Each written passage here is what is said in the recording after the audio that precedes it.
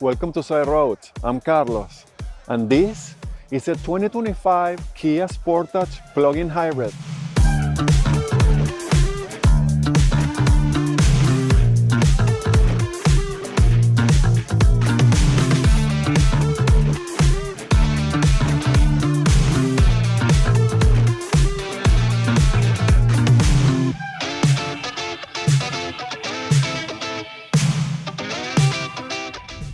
The 2025 Kia Sportage PHEV plug-in hybrid. This is a pretty cool car, I have to tell you. I think in general PHEVs, because of the electric feeling, even more than a hybrid, almost like an electric, but with the added advantage of having an engine, which takes away all the range anxiety and the charging and all that. So it's a pretty cool technology to have in a car. The Sportage PHEV comes with a 1.6 liter 4-cylinder turbo engine that produces 260 horsepower and 258 pound-feet of torque. Those are pretty decent numbers and pretty competitive too in the PHEV compact SUV market. So that's all good for Kia. I think they nail it, and they work really hard and with a lot of details on this product to make sure that it was market competitive.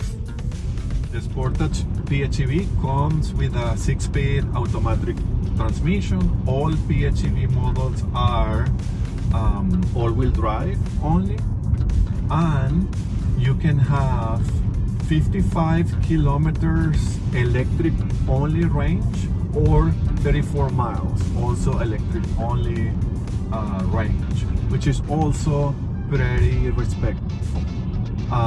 If you think about it, 55 kilometers or 34 miles, you can do a lot on that, especially if this is your city car or your family car that you don't necessarily take some trips.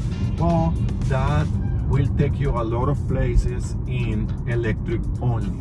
And if you do small trips throughout the week, you will spend a lot of time without having to go to the gas station. Granted, and I said this before in other of my PHEV videos, you can watch them in the channel, that to really take the most advantage out of a plug-in hybrid vehicle, you need to plug it in. It's ideal to plug it in overnight. It's a smaller battery, so you can charge it while sleeping or pretty quick, and you always have the electric advantage. When the battery is depleted, then you go to a hybrid mode. This whole engine is a hybrid system, which is still efficient and nice, but you pay a premium from by buying a plug-in hybrid. So ideally, you should charge it so you can get your money back, meaning less gas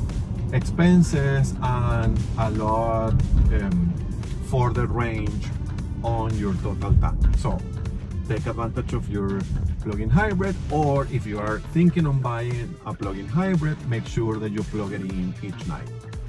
The Kia Sportage plug-in hybrid competes with cars like all plug-in hybrid, Toyota RAV4, which used to be Prime and now is just plug-in hybrid, the Hyundai Tucson, which is a sister car from this one, the Mitsubishi Outlander plug-in hybrid, and the Ford Escape plug-in hybrid. And as you can see in the graphics, and as I mentioned before, they are all pretty competitive. They all worked really hard to make sure that they were relevant in the segment, and they kept all their features and specs pretty similar. So that's good.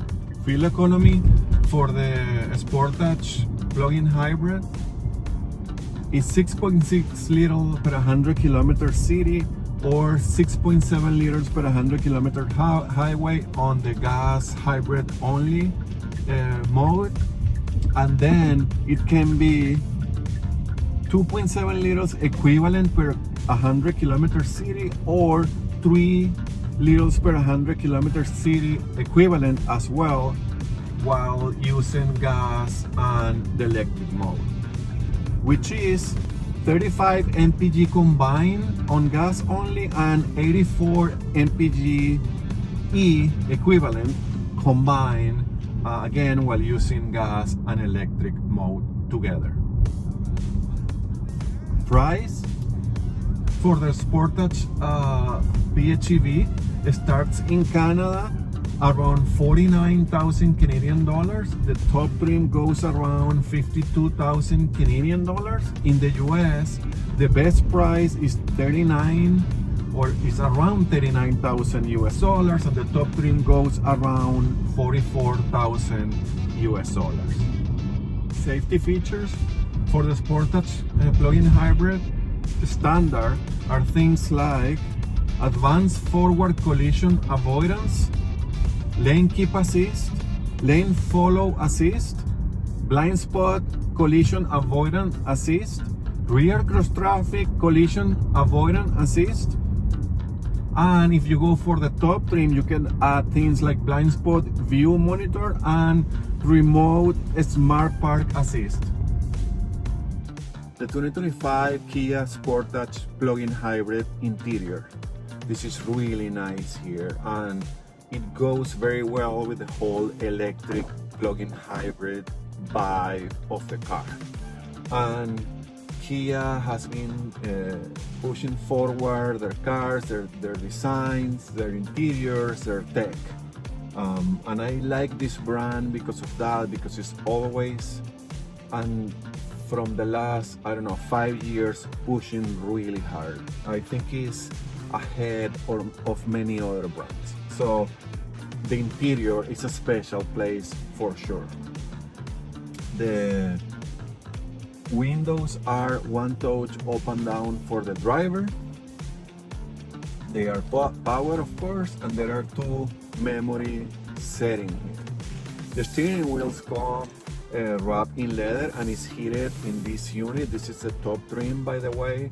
The seats are also leather. I think this is synthetic, but it feels good in your hands, and the design is really cool. The headrest design is really cool, and it has this portion in the back like to hand stuff, bags, I don't know. So they look good and they are very comfortable, but also I believe Kia offers different combination of the interior. I am a black interior person for my cars, but I have to admit, when you add color, it adds dimension and it makes it a little bit more interesting, at least visually. So all that is good and nice here. Have this huge panoramic sunroof here, and the center console has this, it's elevated, so it's really close to you. It looks cool, it looks modern, it's full of piano black.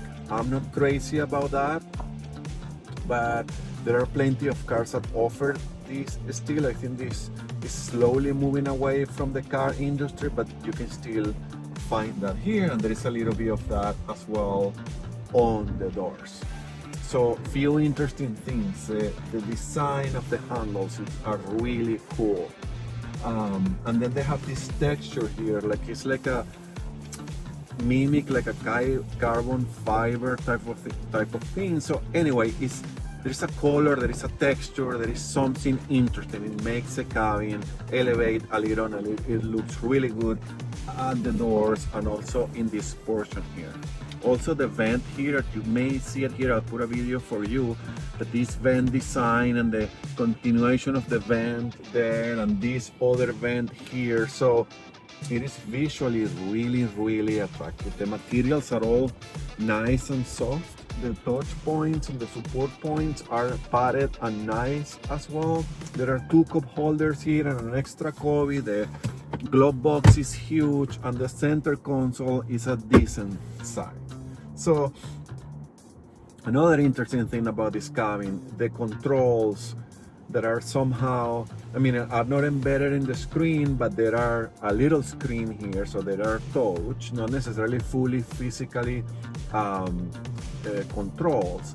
But this section, and I'll show you in the video, is both it changed the function. You have to press here and it goes from the air conditioning control, and I have to press again and it becomes the infotainment system and other functions of the car.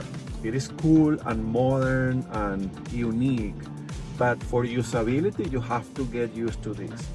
But more than getting used to is the fact that if you put it in air conditioning controls and you are driving and you forgot and you have to put the radio or up or down, you will mess your air conditioning. The other way around. If you are on the infotainment functions and you try to control your air conditioning functions, then you will mess with that or the volume as well. So it is cool and modern and unique, and I don't know, but I don't think there is a space here to have it all, or there could be a different solution for this. I like it, and I'm sure everybody gets used to this. It's just not perfectly functional in my humble opinion.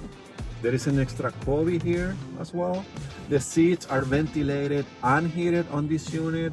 The steering wheel is heated too. I don't know if I mentioned that. And it has this rotary shifter. It's an electronic shifter. It's a rotary, and you have to press to park. The start-stop button is here instead of here where typically they are. So all this is good. It's at your hands. You can use it easily. Not my preferred, but it's pretty easy to use. So that's what I care about, and that's fine. Then the other main feature here in the cabin is, of course, this dual 12.3 inches screen. The icons are big and easy to read, easy to use. It looks really crisp, and it's big, so that helps a lot. It has a lot of function here, and because this is a plug-in hybrid, you have a plug-in hybrid specific screen and shows you where the power is coming from and all that. So that's cool. I like this system. And then the other 12.3 inch screen is your gauge cluster, and you can configure and change the way that it looks. When you use your turning signal, there is a camera that shows you your blind spot. I think I prefer my mirrors, but hey, it's there. There is people that will like that and use that. It's an extra safety feature. Why not? So it's all digital and beautiful, and also super clear. So it's all good here. It's really cool, it's really modern, it's really attractive. I think this cabin is a success. I fit behind myself based on my driving position perfectly fine, and there is room to spare. The seats are comfortable, there is a center armrest there, and the trunk, it looks big and practical, so it's all good. All good. I like this cabin. It's different, it's unique. So not everybody can say that in this market, and some other plug-in hybrids are not as updated and modern and forward-looking like this. So I like it. I like what Kia have done here. How is to drive the 2025 Kia Sportage plug-in hybrid?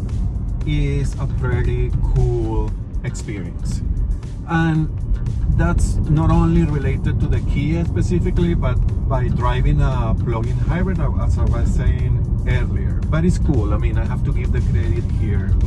So first of all, the cabin is really quiet, and because you are mostly on electric mode, that makes it even more quiet.